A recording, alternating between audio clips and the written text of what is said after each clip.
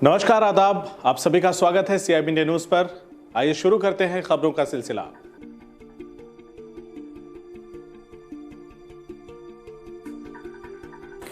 रामनगरी अयोध्या में AICC के सदस्य की भगवा रंग और मौजूदा उत्तर प्रदेश सरकार पर की गई टिप्पणी को लेकर RSS, बजरंग दल समेत अयोध्या के संतों में नाराजगी है।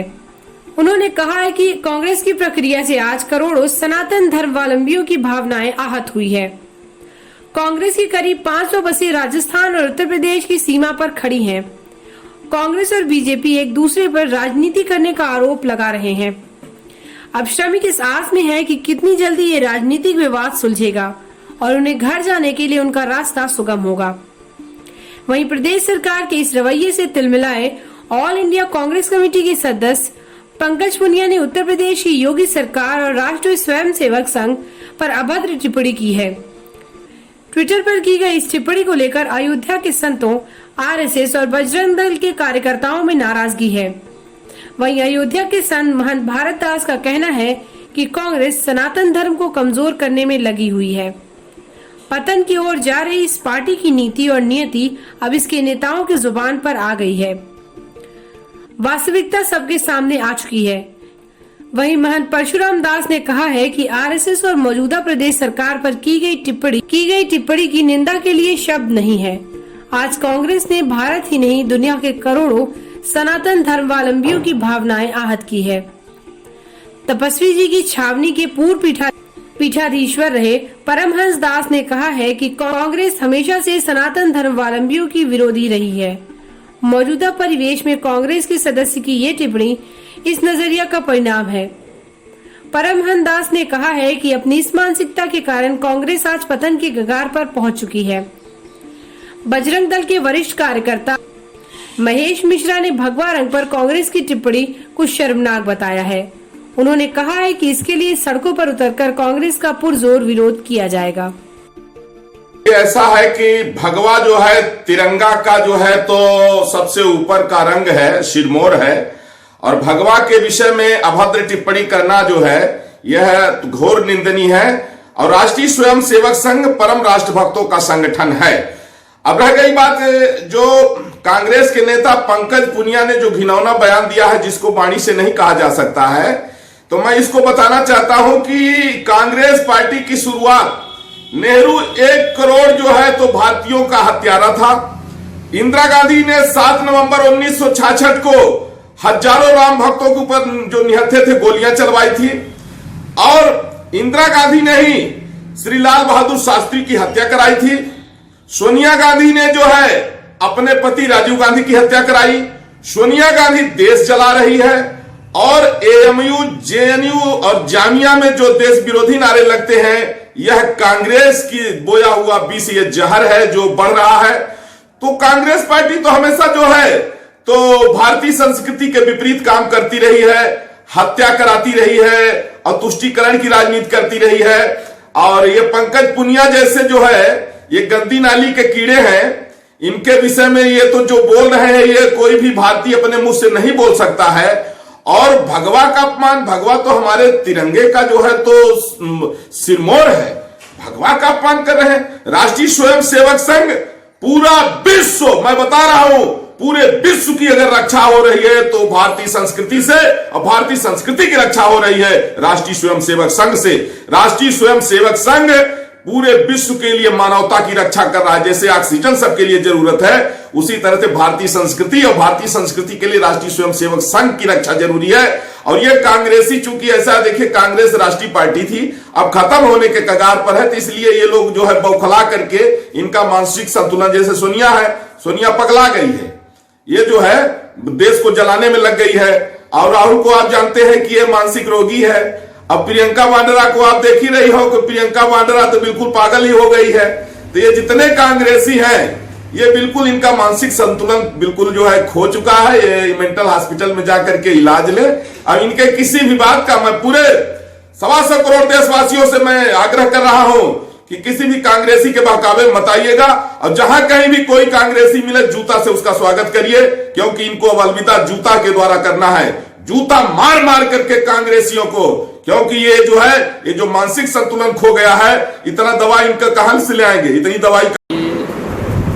वर्तमान जो स्थिति है भारत के विकास को देखते हुए और वर्तमान जो भारत सरकार है, जो धर्म गुरुओं के सलाह पर, धर्म गुरुओं के आश्रित होकर जो भारत के लिए उत्तम कार्य हो सकेगा, हमारे यशस्वी प्रधानमंत्री जी का एक जो मौलिक चिंतन है, समाज के जो व्यवस्थित लोग हैं सभी लोगों से राय लेते हैं। राय लेने के अनंतर वह जो कार्य कर रहे हैं भारत के लिए बहुत बड़ा उत्तम कार्य है।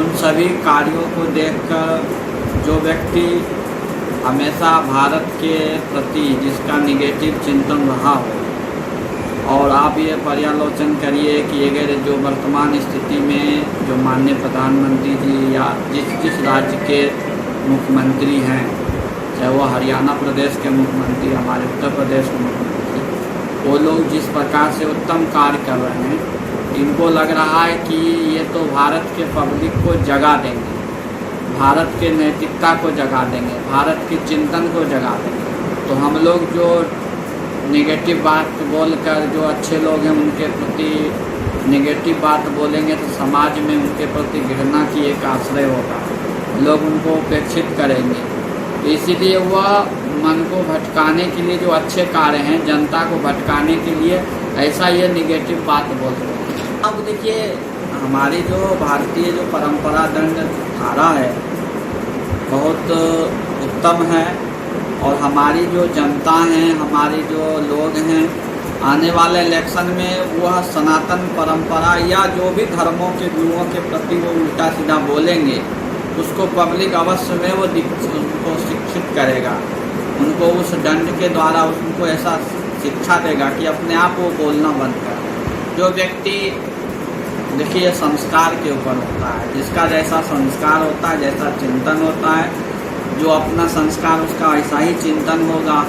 अब वो सोच रहा है कि मर्यादा पुरुषोत्तम भगवान के प्रति या साधु संतों के प्रति या धर्माचार्यों के प्रति बोल के हम वाहवाही ले लेंगे, तो उसकी ऐसी चिंतन हो सकता है। ऐसे चिंतन को व्यक्ति को आप कुछ कहा नहीं जा सकता है, क्योंकि जो व्यवस्थित चिंतन वाले व्यक्ति होते हैं वो कभी अभद्र टिप्पणी नहीं कर सकते। संतों के प्रति उनकी अभद्र टिप्पणी करने का मतलब ये है ना, वह साधु संतों के प्रति इसलिए उल्टा सीधा बोल रहे हैं कि साधु संत हमेशा समाज को जगाया है, सही दिशा निर्देश दिया है, और इन लोग को भी जगाता रहा, मगर ये लोग जगते नहीं थे, ये लोग मनमानती काम करते थे। साधु संत क्या, साधु संत यही अपेक्षा करेगा जो हमारे भक्त समाज हैं, जिस भी जगह का भक्त समाज हैं, सभी भक्तों को यह संदेश देंगे कि ऐसे लोगों को आप चयन ना करें। जिस तरीका का बयान आज कांग्रेस के एक वरिष्ठ नेता पंकज पुनिया ने दिया है, जिस तरीके से भगवा पर, मर्यादा पुरुषोत्तम भगवान श्री राम के नाम लेने वालों पर, हिंदू समाज की बहन बेटियों पर जिस तरीके से अभद्र टिप्पणी की है, जिस तरीके से गलत शब्दों का प्रयोग किया है, निश्चित तौर से ये निंदनीय है। इसको हिंदू समाज कतई भी माफ़ करने वाला नहीं है। ये बयान राष्ट्र विरोधी है, धर्म विरोधी है और भारतीय संस्कृति का विरोध करने वाला है।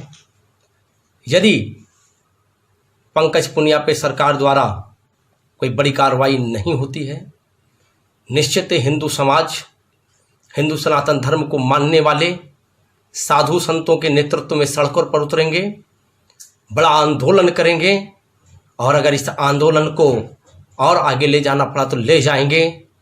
मित्रों, आज जिस तरीके से ये बयान दिया है पंकज पुनिया ने, साबित कर दिया कि कांग्रेस जो है वो हिंदुओं की पार्टी नहीं है, वो हिंदुओं के हितैषी नहीं है, वो हिंदुओं की शत्रु है।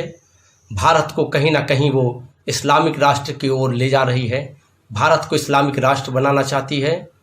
मित्रों, आज मैं महेश मिश्रा ये ऐलान करता हूँ, यदि शासन प्रशासन ने पंकज पुनिया पे कोई बड़ा कार्रवाई नहीं की तो हिंदू सनातन धर्म के लोग सड़कों पर उतरेंगे और उनको उनकी भाषा पे जवाब देंगे।